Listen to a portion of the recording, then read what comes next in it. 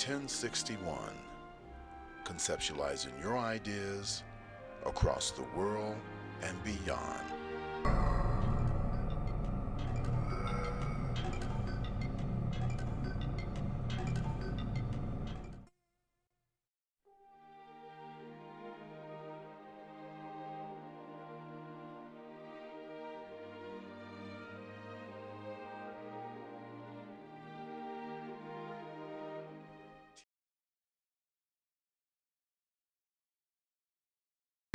Good afternoon. I'm Lieutenant Elmer Horn with Douglas County Sheriff's Office, and we're here at one of our communities, and Sheriff Pounds is here with us.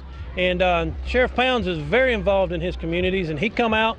We brought out our grill and our smoker so we can come out and help cook for this community. And Sheriff Pounds himself has come out and helped cook with us, and he's here to cook and help these folks today. Good afternoon, ladies and gentlemen. This is one of the programs that I call Taking My Community Back. If you don't get out there and get involved in your community, you ain't gonna be able to get it back. And the sad part about it, we losing our young men at such a pace that it's unreal. We got to come up with something that will help us with these children.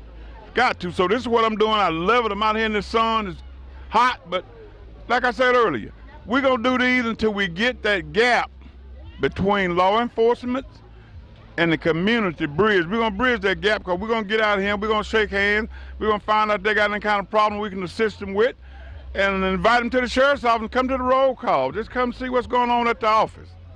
Thank y'all so much for being here. Thank you, Sheriff Pounds. And like I said, this is just one of many events that we bring this grill out to help with our communities and get involved. I'm here today at one of our community outreach days with our sound truck.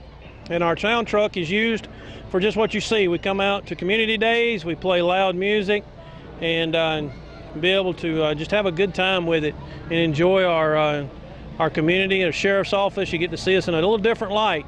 We're not always out there writing tickets or locking people up. We come out to your community day and be a part of your day and help you celebrate your community.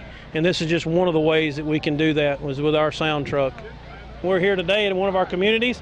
We brought our ice cream truck out. A lot of people like to laugh when I say the sheriff's office owns an ice cream truck, but this is exactly what it's for, is we bring it out to our communities. We give away ice cream. We don't charge for the ice cream. The ice cream is free. And we have partners in our businesses in our community that help pay for the ice cream so that we can give it away for free. And we give it away. We go to schools. This is just one of many events that we bring our ice cream truck to. We go to the school systems. We come out to community days, block parties. We just come out and see you and help you enjoy and celebrate your community. Thank you.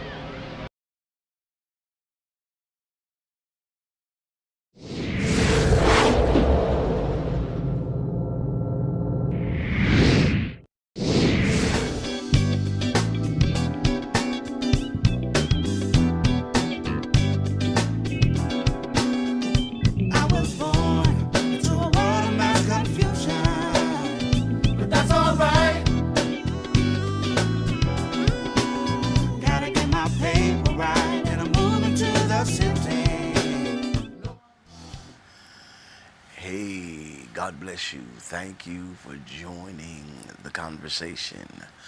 I am the prophet. I am your host, aka Peace Justice, also known as Dwight Fudge. Thank you for my executive producer, Felix J. Washington. Hey, I'm so glad that you've decided to join us. We've got an awesome show today. We are actually talking about my story. That's right, my story.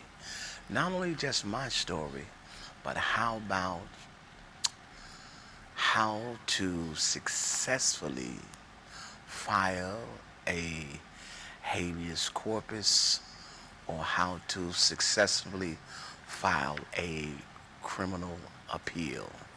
That's right. There are several motions, and we're going to jump right into it. And I'm going to help you to understand what is a motion, how do you file a motion, and why is a motion is important in this hour. Once again, I want to thank all of my listeners, all of those that have tuned in today. I want to thank you as well. I want to thank my wife and my son for their strong support. And I want to thank God for just giving me the opportunity to be able to present this platform. This platform is made possible by the donation of those men and women that trust in this movement. So remember, you can make a donation at any given time. My Cash App will come up on the screen, and you can use the Cash App, or you can go to the website, and the website is www.georgia7atl.com. You can always go to the website and you can make a donation. Well, once again, we are here, and I am excited about what God is doing in the life of a believer. That's right, the life of a believer. I want to send a shout out to all of those brothers that are locked up in Georgia's prison and abroad. And we're praying for you, my brother. We're praying for you, my sister.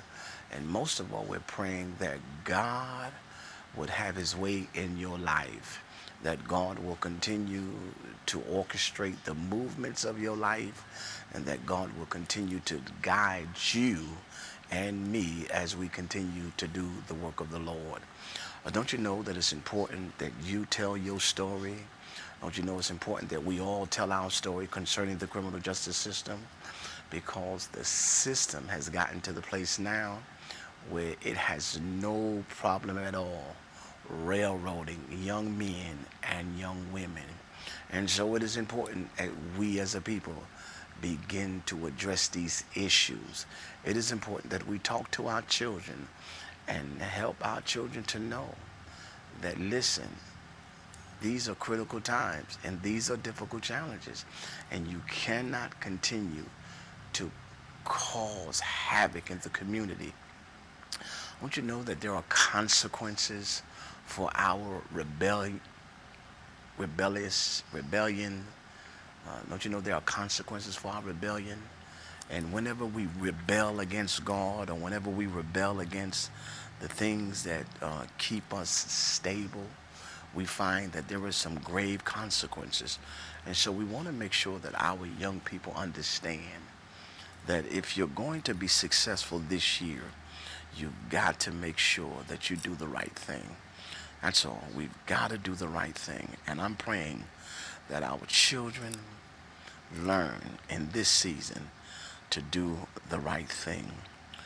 Will you pray with me, and will you help me? Will you help me help our children?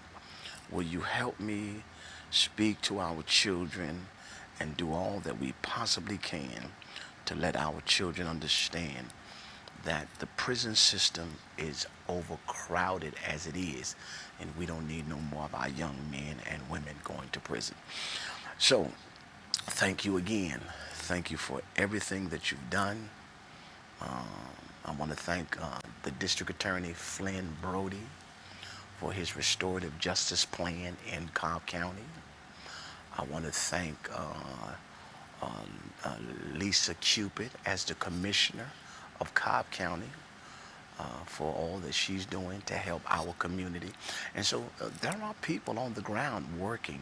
I want to thank the new sheriff, Greg Owens, a Cobb County sheriff, as he has a new platform where he's doing what he needs to do to make some changes even in the Cobb. And then I want to forget our own sheriff here in Douglasville, Georgia, Mr. Tim Pounds, very passionate individual when it comes to just restorative justice and doing everything he can do for young people, even in Douglasville, Georgia. And so let's talk about some things. Later on in the conversation, we're going to talk about how I became the justice fighter that I am. Many always want to know, and they say, well, what made you become the justice fighter? How did you go about it, and what happened? And so we're going to talk a little bit about that in the second segment. So make sure that you go ahead on and tag somebody, share, always go to the YouTube channel, TV 1061. That's the YouTube channel, and you can always subscribe, and you can always watch us on YouTube just in case you don't get Facebook, all right? And also, we want to thank God, and we want to make sure that everybody knows that on April 3rd, 2021, we will be in a parole reform rally. And so we need everybody that can. I want you to join us on April 3rd, 2021 at 1 p.m. in front of the governor's mansion. And what we're going to do is we're going to petition our governor, Governor Kemp, and we're going to let him know that we are concerned about what goes on behind the prison walls. If you look on the screen, you'll see it right there. 1 million families will rally for parole reform. Now, we may not get 1 million, but if we just get one, we'll take the one. But I will say this, it is time for all of us to stand up and begin to send a message. If we do not send a message concerning what is going on in Georgia when it comes to parole reform and inside of these prisons, then they will never respect our fight. So I'm asking everybody, mothers, sisters, and brothers, if you would just join us. Will you join me? Will you join me on April 3rd at 1 p.m. in front of the governor's mansion? And if you will join us, put something in the comment and say, I'll join you, brother. I'll stand with you. I'll stand with your family, and I'll stand with other families, all right? So, once again, thank you again, and hopefully you've had a blessed day. Remember, we come on every Saturday from 3:30 to 4:30 every Saturday. And this is the conversation. I am the prophet, and glad you stopped by. Now, watch this now. You know, I get a lot of calls, and people are always talking about me. How do I overcome a plea bargain? I get a lot of that. A lot of people really do not know how to overcome a plea bargain, because what has happened is that many of our brothers and sisters are being forced to take plea deals, all right? Many of our young people are being forced to take plea deals, and in lieu of going to trial because of fears of receiving a harsher sentence had they not taken the plea deal. And so what I want to do is I want to share with you how do we overcome a plea bargaining deal. Now, overcoming a plea bargain, there are several ways you can file an appeal, okay? A motion for new trial appeal. And I have what I call a motion for new trial appeal checklist, all right? One way you can overcome a plea bargain is you can file, and one of your claims can be failure to communicate a plea offer, because the prosecutors has to communicate a plea offer, all right? That is policy, all right? That is law, that the prosecutor must communicate a plea offer. Now, if you've been in a situation where you say, well, Prophet, I was never given a plea offer, they just took me straight to trial. Well, there are cases that have won in the Supreme Court concerning the failure of offering a plea offer. Also, another motion that could be filed is failure to tell defendant of a offer of immunity, all right? That is another one. There is also another one called failure to communicate a counteroffer. So right there are 3 failures amen, in a plea bargain, because sometimes they be so in a rush to give you a plea deal until they fail to do certain things. Okay, and one of those things they usually fail in is a lot of times they fail to give defendant a copy of even the plea offer. So there are several things that you can do to overcome a plea deal, and so don't ever think that you do not have any rights when it comes to plea deal. In my case, there were some things that were done in my case that I know now that was illegal, and so I'm doing everything that I possibly can to get my case back in court, and so that we can go at it one more time. And there are many of us that feel the same way. There are many that says, man, if I can just get a new trial, I believe I can beat them. Man, if I can just get a fair trial, I believe I can beat them. The problem is many of us, we don't get a fair trial. The problem is many of us, we are being railroaded by the system. And so because of that, we feel like we have not had a fair trial. There are times when the attorney can do what we call failure to investigate or prepare. A lot of times you have an attorney and your attorney does not prepare the case correctly. There are times your attorney does not investigate, such as your attorney may not investigate the character witnesses. There may be character witnesses that were involved, but the attorney failed to even speak to the character witnesses. There are times when the failure fails to investigate the defendant's background and other things, his priors, so that the attorney can argue, just in case the prosecutor come back with all of this background history. If the defendant attorney has not investigated or prepared, then the attorney won't know how to fight back, right? Because you got to remember, it's a fight in the courtroom. The prosecutor will say, well, Your Honor, Mr. So-and-so has all of these priors. And then the defendant will say, well, but Your Honor, all of those priors were null process, you see? So you got to be able to get an attorney that understands strategy and don't have a problem with investigating certain things. You need an attorney that will always investigate the discovery material. Many times the attorney may get the discovery and never even do right by the discovery, never read the discovery, don't even understand the discovery, all right? And so there are issues going on there.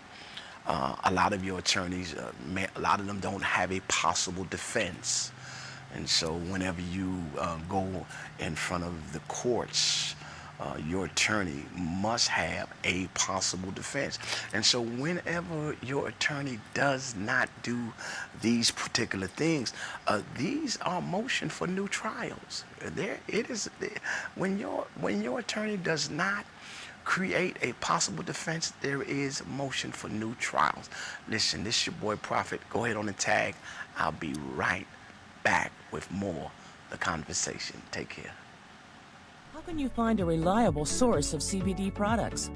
Introducing Holistic Wellness Boutique, a revolutionary collection of CBD tinctures, CBD topicals, CBD edibles, CBD pet products, and other relevant CBD products that help you incorporate CBD into your everyday lifestyle. The best part? Through our special Radiant Transformations program, Dr. Alea Daniel, PharmD, a well-regarded wellness coach, licensed pharmacist, and the mind behind the idea of Holistic Wellness Boutique, will also introduce you to a healthier lifestyle through proper education, nutrition, and a thorough medication evaluation to make the most of our exemplary CBD products. If you are struggling with a chronic condition, we can help you discover how to live a more holistic lifestyle through wellness coaching and the proper selection of hemp-derived CBD products. Visit holisticwellnessboutique.com to schedule a consultation or order an audacious combination of hemp-derived CBD products that will rejuvenate your mind, body, and spirit. How can you find a reliable source of CBD products? Introducing Holistic Wellness. Today's world exposes our youth to life experiences that are well beyond that which their years should allow. Violence, trauma, poverty, injustice. Our children's lives and their livelihoods are in constant danger. Wisdom Inc. is a community-based organization designed to save young lives by reducing violence and assisting youth in their personal development. Wisdom stands for wise individuals structuring and developing youthful minds. Through our collective wisdom, we can change lives for the better. Wisdom Inc. Reducing violence, developing youth, saving lives.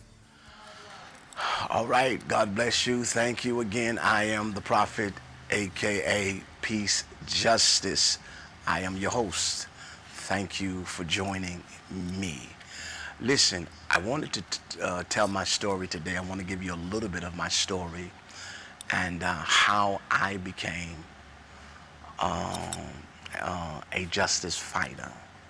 All right, and so this is my testimony.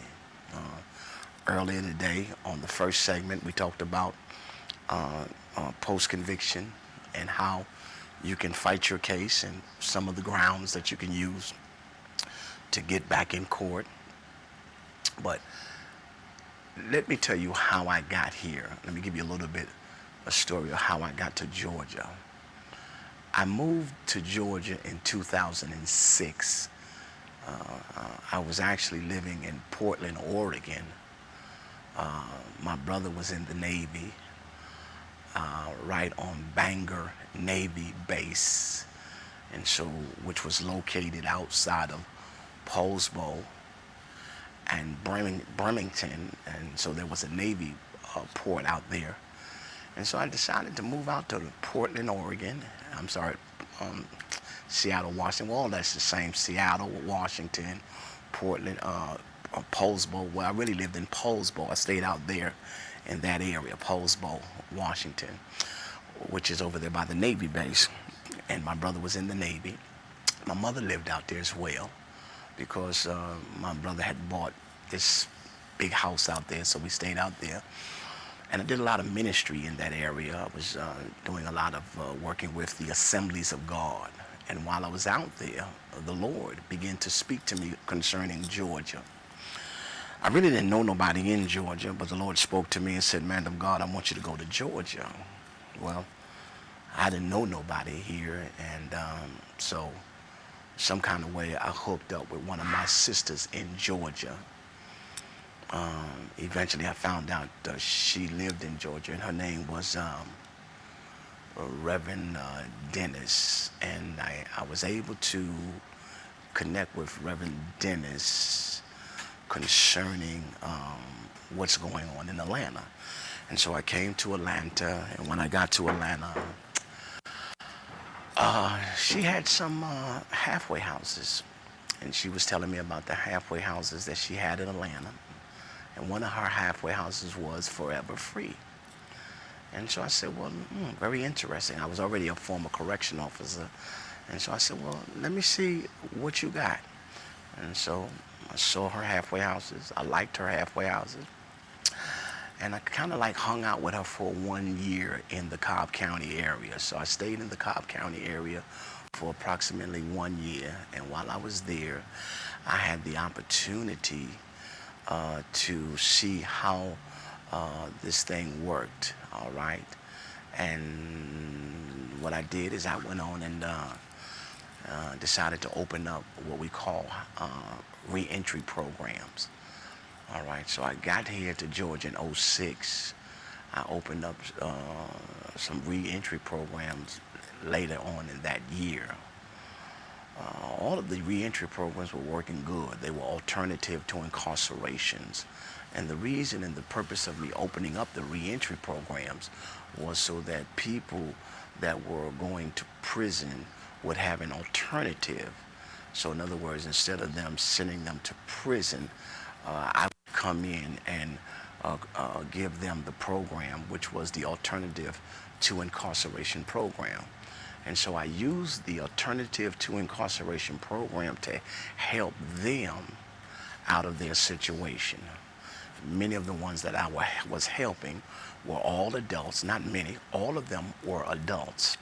Everybody was over the ages of 29, 30, 32, 33. They were just older people that had a lot of criminal history. Every last one of them that was in my program had criminal history. They had all been charged with various charges, such as sex charges, drug charges, robbery charges. I mean, the list went on, charge after charge after charge. And so a lot of times the courts would okay the alternative program, especially if drugs was involved in their conviction. Now the program was a 12-step program. The name of the program was called Mentor One. It was a 12-step program. And the way the 12-step program worked is that you could get a alternative sentence to a 12-month program. And so what I would do, as I would be in court at least 3 to 4 times a week, after these individuals would call me, and they would call me and say, Mr. Fudge, can you come to the court with my family so that I could try to get into your program? And so I would try to get them into the program. I would get on the stand with the judges. Judge Grubbs was one of the judges that I was connected with. Also Judge Schuster, also Judge Mary Staley. So there were many judges that knew me and knew my program, because I stayed in the courtroom all during the week trying to divert these individuals from going to the chain gang. And the Lord bless. We were very successful, my wife and I. There was no barriers. So, you know, a lot of programs, there are barriers. And when I say barriers, that means if you had this charge or if you had that charge, they wouldn't take you in the programs. But I took away all the barriers, therefore making it easier for people to get into a program and try to get some help. And so eventually I helped as many as I can, and I tell you, the program was becoming so great until I had to get different buildings so that we can accommodate everybody. Before you know it, I had between 30 and 40 individuals living in these facilities and doing everything we possibly can to keep them from going to prison. And it was difficult at times because some of them would come out of jail to the program and never show up to the program. Some would come out of jail and sometimes don't do what they were supposed to do. So there was always some challenges with these people. But the fact of the matter is, I created the program to help people. Well, long story short, it wasn't long before I was being convicted of a particular crime. One day, something happened, and I will get to that moving forward. But before I get to this, what shocked me concerning this whole ordeal was when the detectives came to my building and they asked to speak to me. And when they came, I said, well, they said, are you Mr. Fudge? I said, yes, I am. They said, we need to talk to you. I said, talk to me about what? They said, we want to talk to you about your program. I said, okay. And then they said, we also want to talk to you about these individuals. I said, what individuals?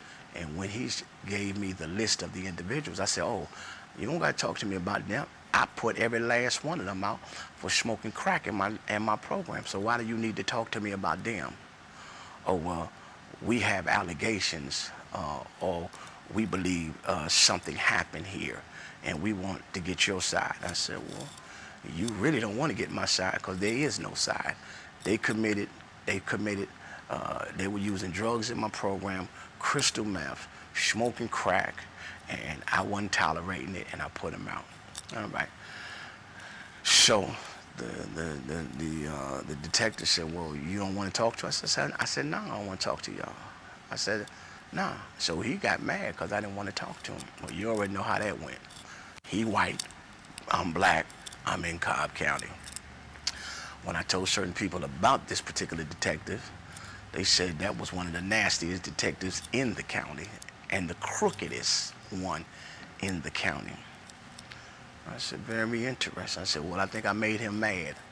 And before you know it, me and my wife was getting ready to go on a vacation before the detectives wanted to talk to us. Because I told them, I said, listen, if you're not trying to lock me up or nothing like that, I'm gonna just keep moving because I got things to do. Well, I did. Actually went to, I was on my way to New York for a vacation when they did come. So I didn't let it bother me. They left my office, and then that was the last time I heard of that. Next thing I know, I get a call from a particular attorney that I know closely. He said, man, say it ain't so. I says, what? He said, you all on TV in Georgia. He said, where you at? I said, I'm in New York, man. I'm on a vacation. He said, man, they got you all on TV in New York. I mean, in Georgia. I said, for what? They said, for committing sexual assault to the girls that were in your program. I said, what, you mean the girls that I put out the program? He said, yeah. I said, come on, man, you know better than that. So this is what I'm gonna do. Before I get into it, I'm gonna let you look at this video and tell me what you think. I'd like to hear your comment moving forward. But this was the video right here that eventually, it was several videos, but this was one of the videos when I did come back, how they treated me. Check this out. A drug addiction counselor accused of sexually assaulting women under his guidance will remain in jail until at least next month.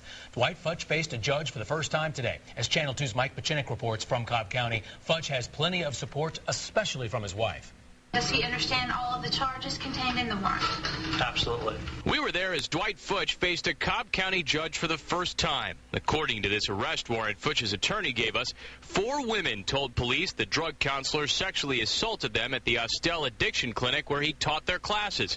A 5th woman told investigators Futch grabbed her by the head and violently shook her. In at least one case, an accuser told police Futch threatened to, quote, place her back in prison if she didn't perform the act on him. I'm confident my husband is innocent, and we believe in the justice system, and we believe that justice will prevail. Levita Futch believes the accusers are making up the story, getting back at her husband for sending them back to prison for using drugs while in rehab. It is our responsibility to give the clients back to the state when they engage in such misconduct, and this is what we did.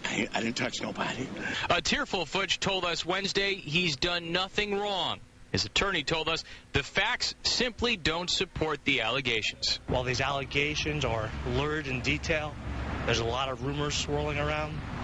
I'm confident that once we get to the bottom of this, that Dwight's reputation shall be restored and that he'll be cleared of these charges.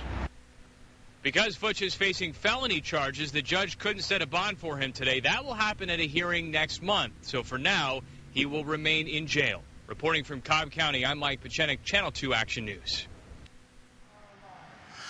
Okay, so now this is the video.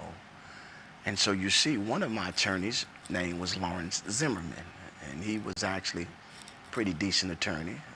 He argued at the probable cause that this was a hoax and that it had a lot to do with retaliation.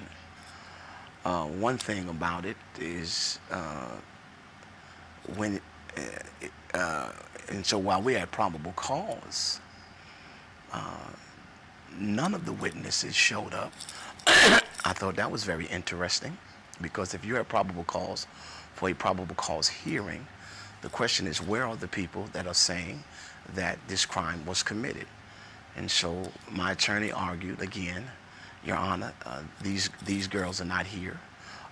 We believe it is a witch hunt. We believe that this has everything to do with retaliation because Mr. Futch put him out the program. We believe that these individuals, and we know these individuals, have long criminal records and long criminal histories. And we also know that these individuals will be on probation for the next 10, 15 years. And so going through the whole probable cause hearing, I promise you that Mr. Zimmerman did argue some very good points, but because the system of Cobb County, once again, is racist when it comes to blacks, and the judge being white, I didn't have an opportunity or a chance. Matter of fact, my first bond hearing, I was denied bond. So what made these girls so credible when it came to locking up a professional business owner, as opposed to when they went or when they were going to the judge for their own case? So while they were being charged with their own case, they were not credible. But as soon as there is a black man that owns his own business, now all of a sudden they become credible. And so these were the concerns, the credibility issue here. Is there a credibility issue, or is there not a credibility issue? Why is it that when this man put him out of the program 8-9 months later, there is a warrant out for Mr. Futch's arrest? Why was not this warrant issued the first day Mr. Futch put him out the program? And so these were the arguments. Why was there such a long gap? Oh, we knew why there was a long gap, because there was never a crime from the beginning. But what had happened is that when Mr. Futch put him out the program, they all went to Pulaski State Prison, which was the females' prison. And so while they're sitting in prison together, you already know what criminals do. They sit around and conjure up ways on how they can get back on somebody that put them out the program. Hey, I may have done it my doggone self. If I was a drug addict and I was in the program and they put me out the program, I may say, well, hey, he raped me, or hey, she sexually assaulted me. I may have done it, depending on how slimy I was. But see, you're dealing with a bunch of slimy people in rehab or some program, because they have already destroyed their own family. So here you're dealing with 3 white girls that have already destroyed their own family. Now they're in this transitional house trying to destroy another family. And so the question I like to ask the states is, did you really believe them? Or was it because I was black and you just didn't want me in your county? What was it? That's all. I'm not mad at you for what you did, because you did it.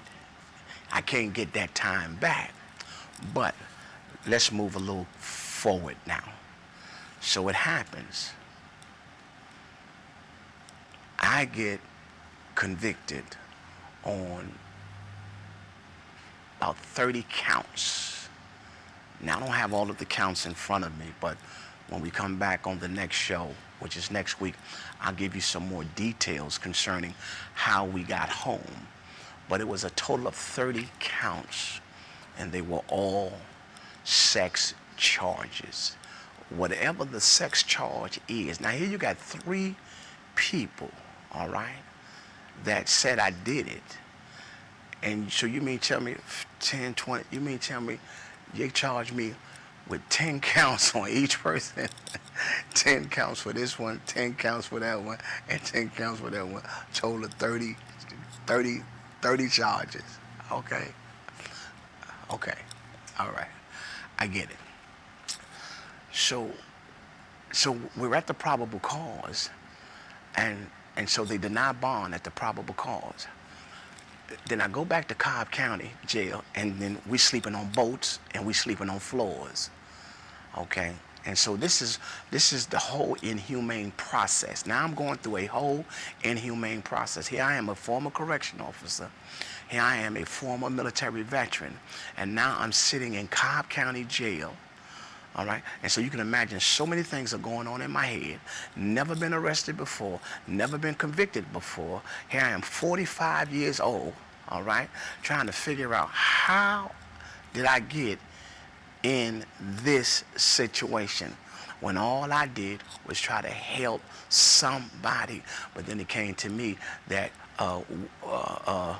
the very people you help may be the very people that try to destroy your life. And that goes for family, and that goes for anybody. So make sure you understand that moving forward, because wounded people will wound you. When you start helping people that are wounded, see, I don't know if you know anything about a wounded animal, but try to help a wounded animal in the woods. I promise you, that wounded animal may snap at you because he doesn't really know if you're really trying to help him right now because he's wounded. And so you have to create some levels of trust with this animal. And even if you do develop the level of trust, remember, the nature of the beast will always be the nature of the beast.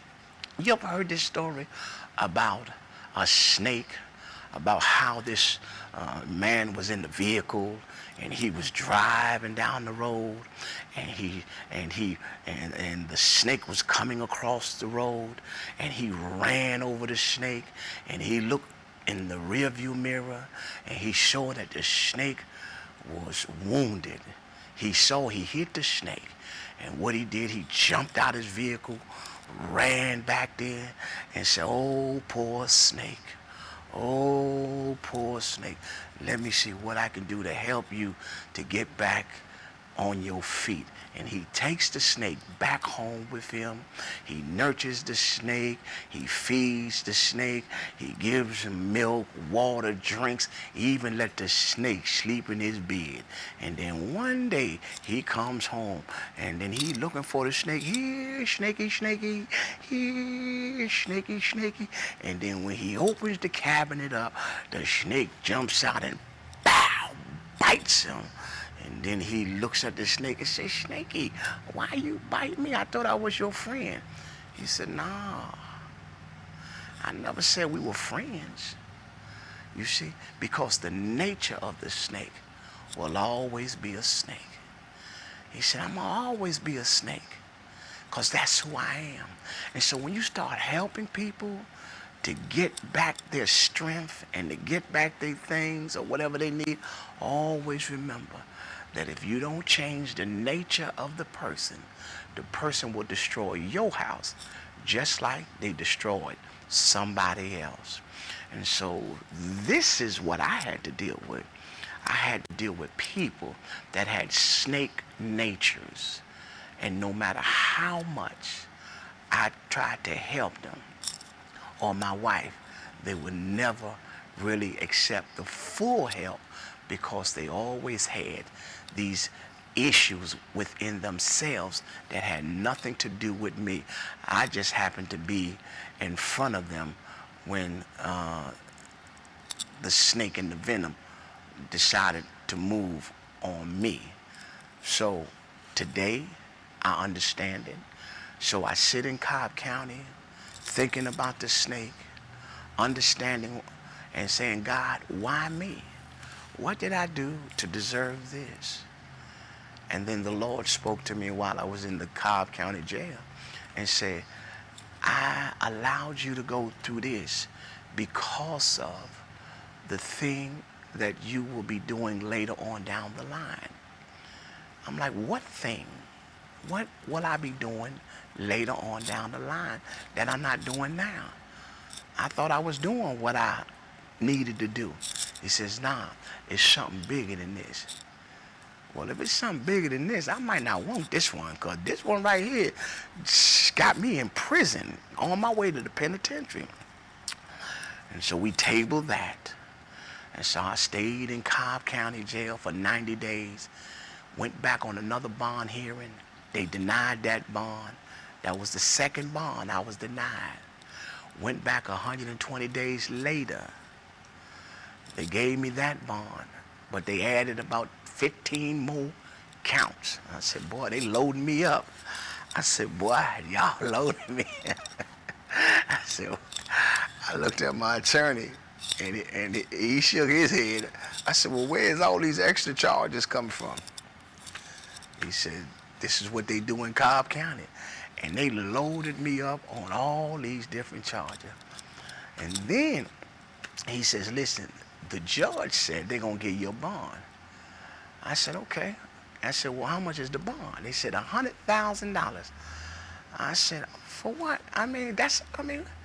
Listen, I was blown through this whole process. Okay, $100,000 bond for 30 counts of sexual assault, aggravated charges, even a child molestation charge. And I was trying to figure out what child was in my program. But then I realized there wasn't no child in the program because the program don't take children. But white Cobb County, white detectives, black business owner, you gonna get every charge we can put on you, brother man, and hopefully one of these charges will stick. See, that was the game. And so you know that for every charge I had, that made the bond go up. Because what they were anticipating, I couldn't pay the bond. But see, they ain't know they were really playing with the balls. See, they ain't know it. They thought I was, they just thought, your boy.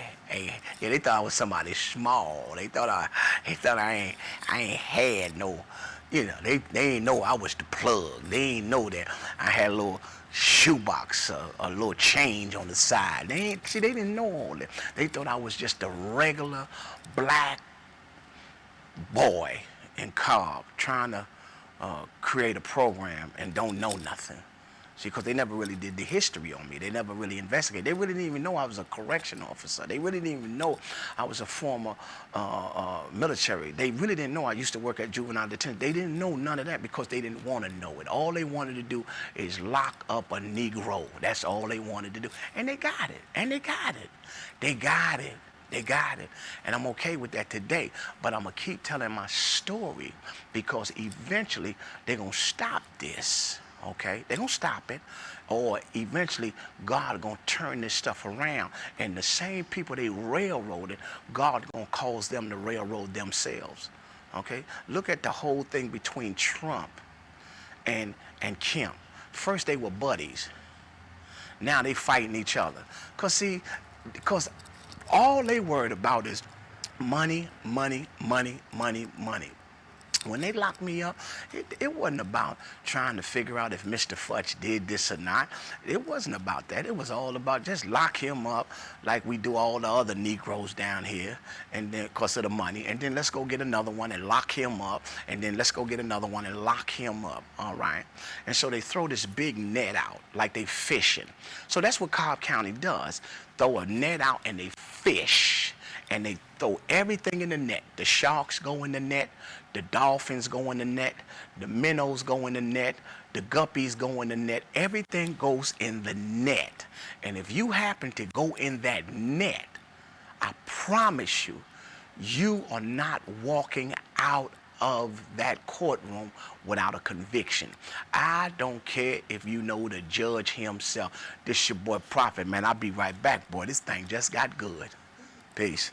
Yo, what's up, y'all? I'm Dynasty Smith, and I'm your host for The Flavor, where we're going to be showcasing some of the hottest independent artist videos from all around. So y'all tune in every Wednesday at 8 o'clock by typing into your YouTube bar, TV 1061. So if you go into your YouTube search bar, type in TV 1061 to join us every Wednesday at 8 o'clock to check out some of the hottest new independent artist videos from all over. If you want to check us out on Facebook, just type in The Flavor and you can find us on Facebook. And yo, for you artists out there, lights, camera, action. Now the camera's on you. if you want to get your video aired on The Flavor, then you need to hit us up at 1061tv@gmail.com. Send us your YouTube link, and then we'll get back to you on details on how you can be on The Flavor.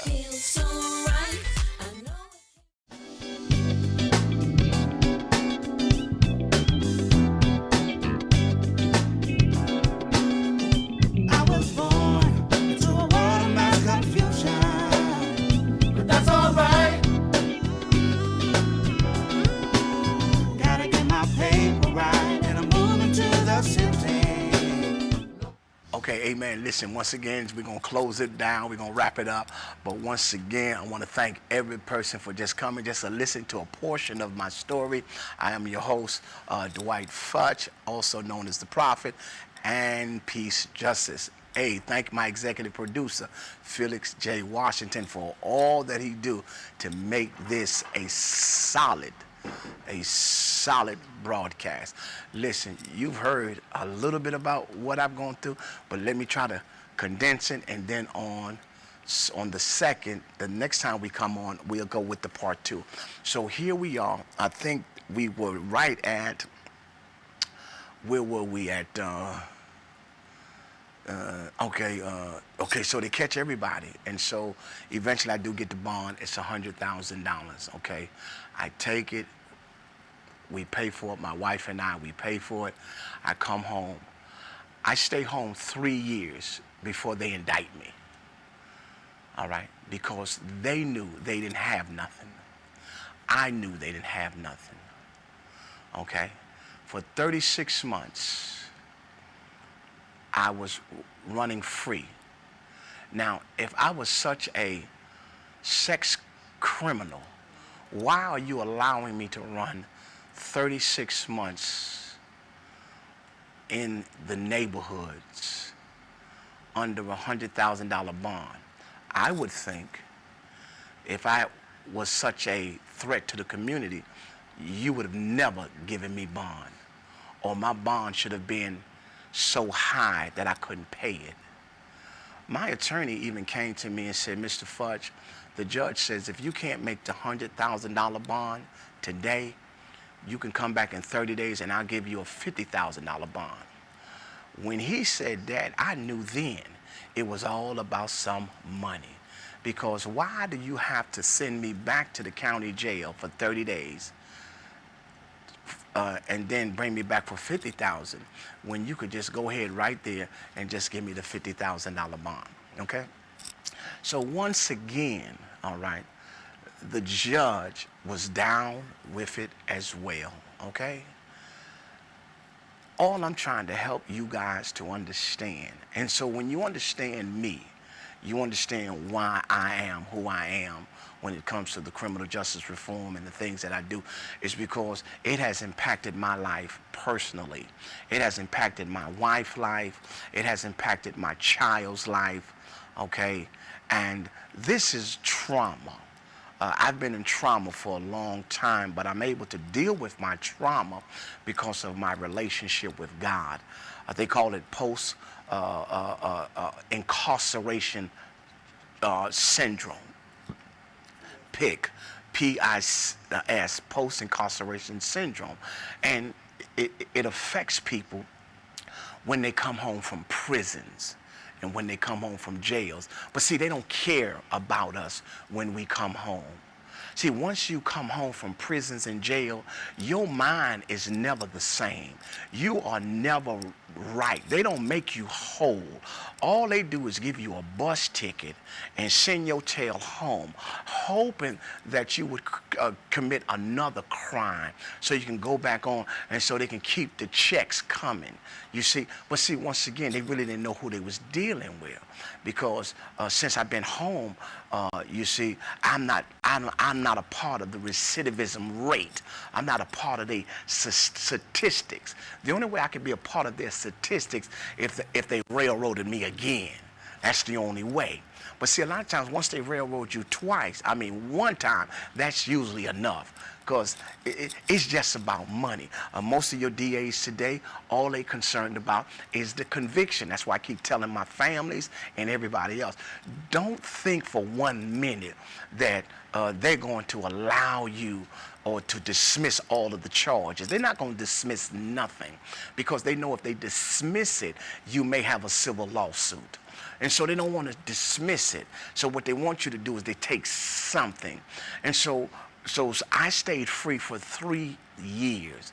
And if I was supposed to be that bad, but all of this was a part of what we call retaliation.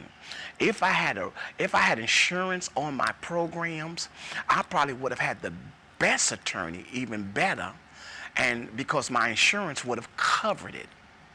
All right, but because I didn't have insurance, I was subject to the racism and the biases in the courtrooms in Cobb County. So when I meet the DA of Cobb County, it's personal for me to the degree is I don't want to see nobody railroaded no more. See, a lot of you all, you just want to meet him just because your cousin locked up and you just want to try to get your cousin home or your son home. But see, that's not me. I'm already home. My goal is to make sure that this does not happen to us anymore. So I take all of this personal, okay? Okay, so, and I'll tell you more about how we were able to get home all the way today, okay? Because the way they set it up, I wasn't supposed to come home. My whole jury was white. That does not look like a jury of my peers. These folks scared me to death when I saw it. The first place I saw it was in my mind because the Lord showed it to me. Okay? And we'll talk about that later. But in my closing, I want my brothers and sisters to be strong. I know you've been railroaded. I know they lied on you. I know you had to do what you had to do for survival, even when it came to self-defense. See, when we do self-defense, we go to prison. But when they do self-defense, they go to Florida and they can hang out on the beach all week long and get a paid check. See, I'm hip to the game, man. I am hip to the game. And I'm telling you, my brothers and my sisters, we is not going out like that in 2021. If you guys get on board this year, I promise you, on, as they say in the joint, on G-Stack, we gonna bring your son and daughter home. And that's on God. Yeah. That's on God. We're going to bring your people home if you guys get in the game with me, because I want to make sure that what happened to me never happened to your son. You got folks sitting in prison right now on rape charges and ain't raped nobody. Come on, man. Come on. And then you got the females that said it running around here setting up another man on the same thing. And instead of the court saying to the women, next time y'all bring this stuff in these courtrooms, we're going to lock y'all up for lying. Okay? Many of our brothers and sisters are in courts, in jails right now on false rape charges. Because you got mad with him because he with another girlfriend. So now you screaming rape. Or you like rough sex. And y'all had rough sex and he was scratching you because you wanted to be scratched and half choked out. You know, he put the chokehold on you, but you was down with all that. Then all of it, yeah, and pull your hair too. Y'all know what it is. And then you got mad and you call these folk and say, he pulled my hair. He choked me. He scratched me right here. And you can't even half see the scratch. And now the boy's sitting in there on some rape charges. Come on, y'all gonna stop this? Because I'm gonna try to find out how we can create a law to make you females go to jail too. Make you females go to prison too. But see, they don't want to put y'all in prison because they want to put all the black boys in prison so then the white man can come and date the black girl. Come on, man. Y'all don't know this? I thank God for my wife. My wife is a historical black college graduate. She tells me so much about what they teach in them HBC schools. Boy, look at here. Them HBC schools ain't no joke. Let me tell you something, because they done figured out that whole white piece. I wish I can go back to school. I go to HBC, but don't worry about it. My wife know enough, because we be in the house and she be saying, baby, let me tell you what Clark taught us about whites and blacks, especially when it comes to the white girl and the black guy. Okay? Shoot, when we were in slavery, who you think was raping the black sisters? But y'all don't want to talk about that, right? Y'all don't want to talk about. So we the animals, or was they the animals? And now they're trying to make us into the animals. Okay? So we just got too much going on when it comes to a lot of these sex crimes and people saying they did it and they really didn't. So what we want to do is I want to encourage my brothers that are sitting in prisons and jails right now on some false charges. All right? I'll talk more about what I went through, because at the end of the day, guess what? None of the girls that said I did anything showed up in court. You see, that's the game. See the game? But the state didn't want to let it go. See, the state continued to threaten me. See, because they didn't want to show up because they knew it was a game. And then when it got real serious, that's when everybody started running. But the state kept it going. You know why? Because the prosecutor was white and racist. Come on, man. But it's okay. We made it. And we're going to keep making it. So, share the video, all right? Share the video of my story. I'm getting ready to write the book. The book is coming out soon. If you want me, a lot of people are calling on me to talk to the converse, to talk about what I've been through.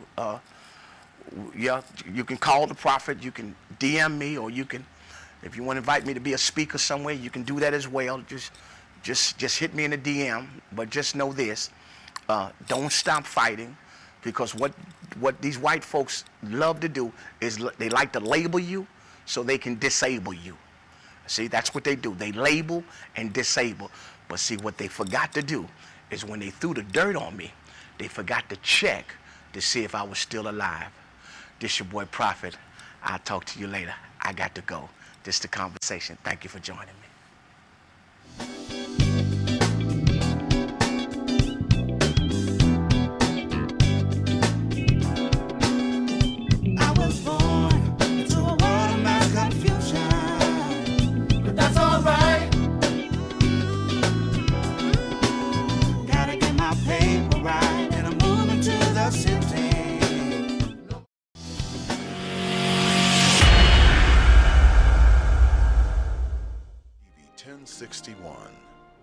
Conceptualizing your ideas across the world and beyond.